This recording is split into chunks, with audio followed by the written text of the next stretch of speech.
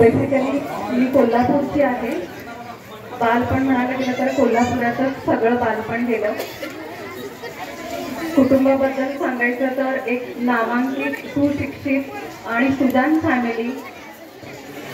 माझे वडील चित्रपट दिग्दर्शक, निर्माते, लेखक श्री सुभाष भुर्के. अलीकडेच त्यांचं देहावसान झाले, 4 महिने झाले. आई काय म्हणते की शिक्षिका, हाडाची शिक्षिका, की जिच्याकडे पाहून आम्ही उत्तम शिक्षिका कसं व्हायचं हे घडले. आणि वडिलांच्याकडे पाहून उत्तम संगीताचा, नृत्याचा आणि सांस्कृतिक गोष्टींचा वारसा लाभला. इतर कुटुंबातील इतरही अनेक नातलग आहेत, जसे मामा, काका, काकी आहेत, की जे शिक्षकच आहेत आणि चांगले शिक्षक आहेत. त्यामुळे मला घडवण्यासाठी मी अलगद घडत गेले. असं नाही झालं की मला कोणी जबरदस्तीनं teacher has to be a teacher by his choice. मी ॲक्सिडेंटली टीचर नाही झाले. ॲक्सिडेंटल टीचर होण्यामध्ये म्हणजे काही होता आलं नाही म्हणून शिक्षिका होण्यामध्ये डेंजर खूप आहे, रिस्क खूप आहे. आपण एक पिढी घडवत असतो, ती पिढी आपल्याच्याने घडणार नाही. त्यामुळे मी आपणहून त्या पेशात पडले, आपणहून या नोबेल प्रोफेशनमध्ये शिक्षिका म्हणून स्वतःला घडवण्याचं मी हे केलं, ठरवलं. आणि त्याप्रमाणे मी शिक्षिका होता होता अकॅडमिक कोऑर्डिनेटर, व्हाईस प्रिन्सिपल, 28व्या वर्षी मी प्रिन्सिपल म्हणून एका कॉर्पोरेट स्कूलमध्ये मी काम केलेलं आहे. मॅक्झिमम कॉर्पोरेट स्कूलमध्येच प्रिन्सिपल कमी मी डायरेक्टर म्हणून अनेक शाळा सांभाळण्याचं काम केलेलं आहे.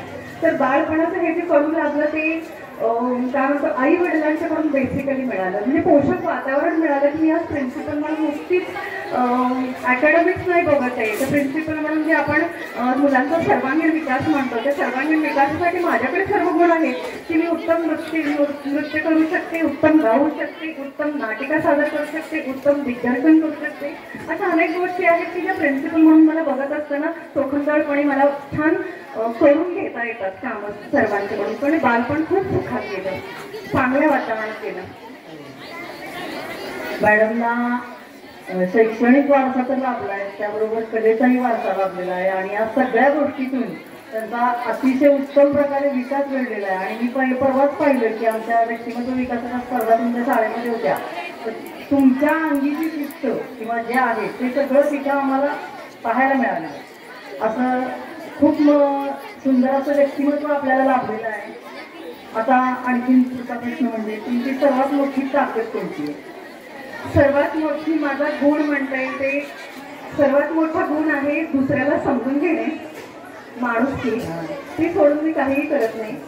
आता माझ्या प्रोफेशनला असं असतं की प्रिन्सिपलला कठोरच असला पाहिजे, पण मी त्याच्या विरोधात आहे. A principal has to be a leader, not a boss. Principal एक उत्तम नेता असला पाहिजे. तो त्या शाळेच्या आघाडीवर काम करणारा, स्वतः काम करणारा पाहिजे. मग त्याच्या पाठोपाठ त्यांचे फॉलोअर्स असतात. So I prefer always to be a leader than to be a boss.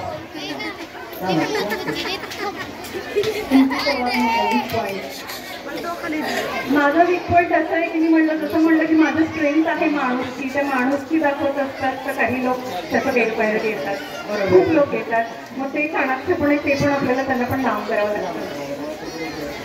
त्या गोष्टींचा होतो येतो अनुभव की आपल्याला चांगलेपणाचा काही गैरफायदा. आता तुझा प्रश्न आहे, जर तुम्हाला शिक्षण क्षेत्रात तुम्हाला वाटणारे बदल काय असावे असं वाटतं? शिक्षण क्षेत्रामध्ये बघायला गेलं तर आता NEP म्हणतो आपण, national education policy.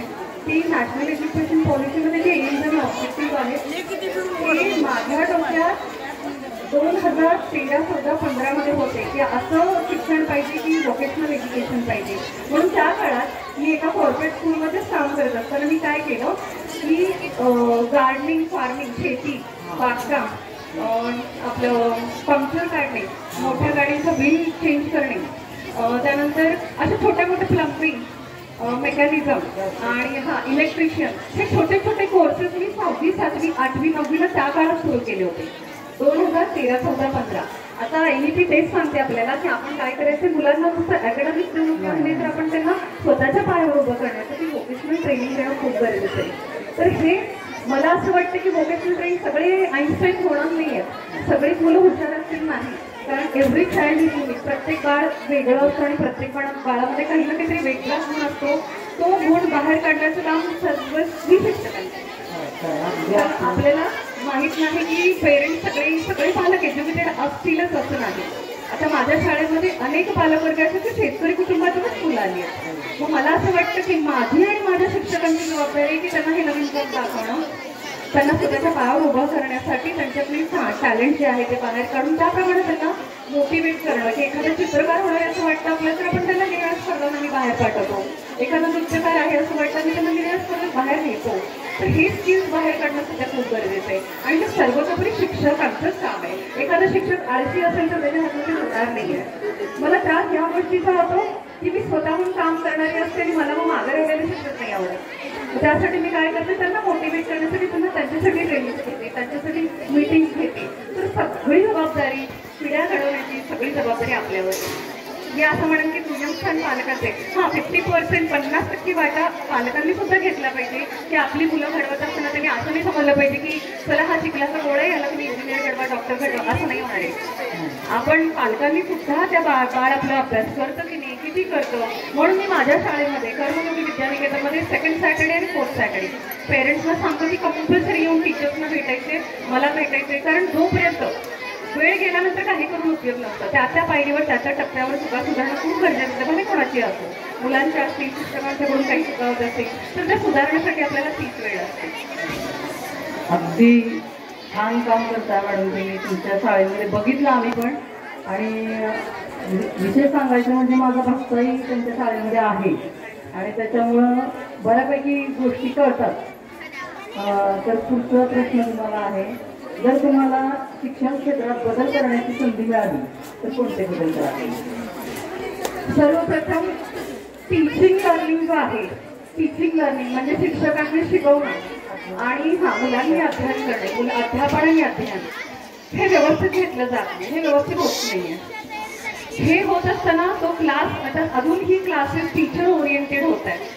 Classes student oriented झाले पाहिजेत की जेणेकरून तुम्ही मुलांच्या बुद्धिमत्तेला वाव दिला पाहिजे. त्यांच्यामध्ये जी क्युरिओसिटी असती की तुम्ही प्रश्न विचारा खाली बस असं नाही करू नका. तर ते प्रश्न तुमचे आले पाहिजेत मुलांच्याकडून, अशी क्लासरूम टीचिंग प्रणाली पाहिजे.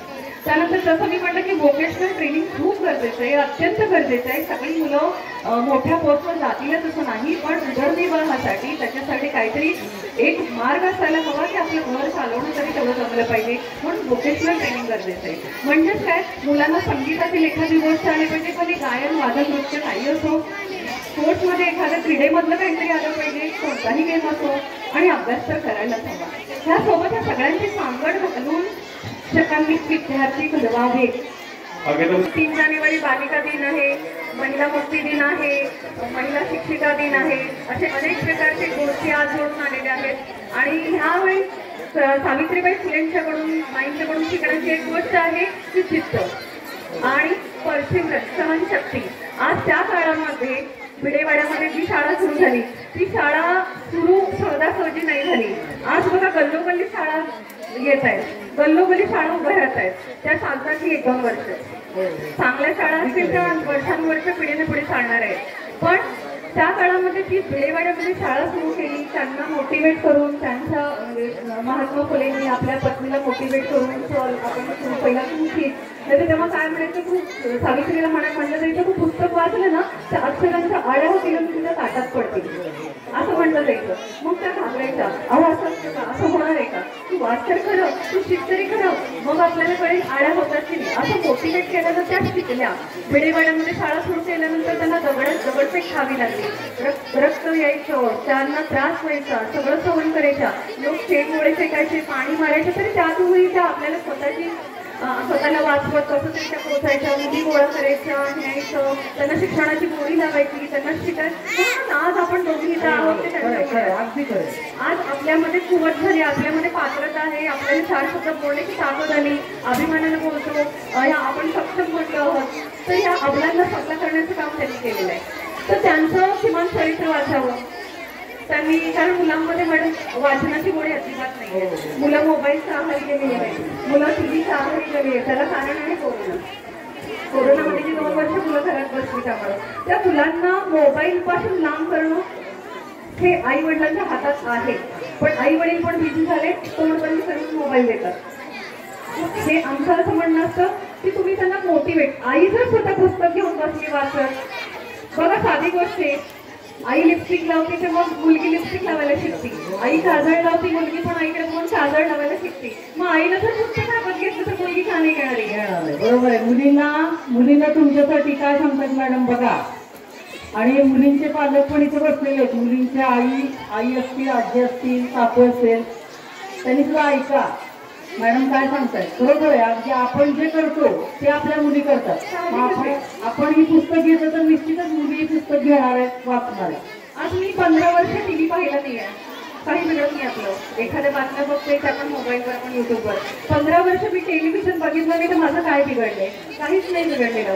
पण मोबाईलवर अपडेट करून आपलं स्वतःला, आपण ह्या व्यवसायात आहोत, आपण प्रोफेशनमध्ये आहोत म्हणून आपल्याला करावं लागतं. तर सावित्रीबाई फुलेंच्या पासून घेण्यासारखे अनेक गुण आहेत की जे तुम्ही वाचन करायला हवं.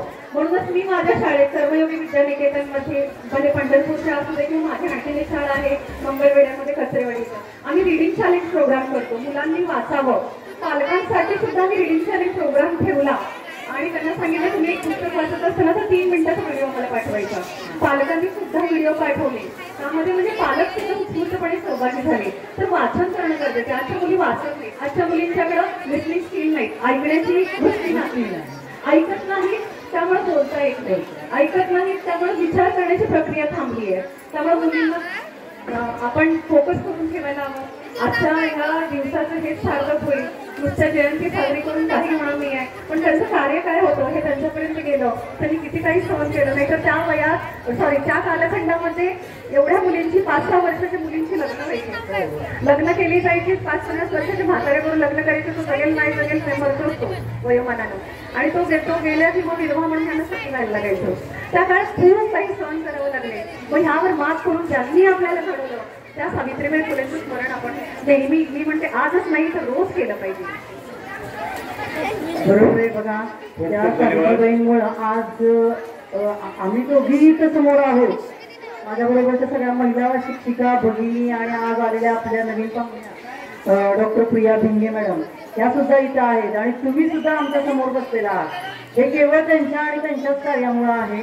तर त्या या किशोरी मेळाव्याच्या दिवशी आपल्या अतिशय अनमोल आणि सुंदर विचार आम्हाला ऐकायला मिळाले. अगदी पालकांनाही मार्गदर्शक होते, कारण पालक महिलाही आमच्या इथं आहेत आणि मुलींनाही मार्गदर्शक होते. आम्हालाही खूप छान मार्गदर्शन मिळाले. आणि यासाठी आपण एक लेडी टीचर, लेडी पेरेंट्स आहेत तिथं, पालक आहेत. माझं एक रिक्वेस्ट आहे की टीव्ही पासून दूर राहा, सिरियल पासून दूर राहा. मराठी सिरियल बघितल्यानं एक झालं की दुसरं झालं की तिसरं, हे माझं ऑब्झर्वेशन आहे. हे असं सिरियल पासून जाऊन स्वयंपाकाचा भाग नाही. आपले मुलं येणार आहेत, मिस्टर येणार आहेत कामावर, तर आपण स्वयंपाक सुद्धा लांब करून सिरियल बघतो. मध्यंतरी मी एका खेडेगावामध्ये गेलो, तिथे राणादा फार फेमस झाला होता, आणि त्या राणादा पासून लांब करण्यासाठी लोकांनी मला बोलवलं होतं की आख्यान द्या आणि बायकांना टीव्ही पासून लांब करा. तर ती सिरियल काही करणं नाही, सिरियल आपल्याला चाकरी बनवायची आपल्या घरची. सिरियसली हिरोईन येणार नाहीये आणि शिकण्यासारखं काही नाहीये. ही त्याच्याबरोबर जाते, तो तिच्याबरोबर, ह्या गोष्टी काही शिकण्यासारखं आहे. म्हणून म्हणते की आपण जर पुस्तक वाचलं तर आपली मुलं पुस्तक वाचणार, पुस्तकापासून लांब जाऊ नका प्लीज. थँक्यू. धन्यवाद मॅडम. या ठिकाणी आपल्याला प्राचार्य सन्माननीय प्रियदर्शिनी सरदेसाई मॅडम कर्मयोगी विद्यानिकेतन पंढरपूरच्या सन्माननीय या ठिकाणी तालुका प्रशासनाच्या वतीने त्यांचा मनपूर्वक मी या ठिकाणी आभार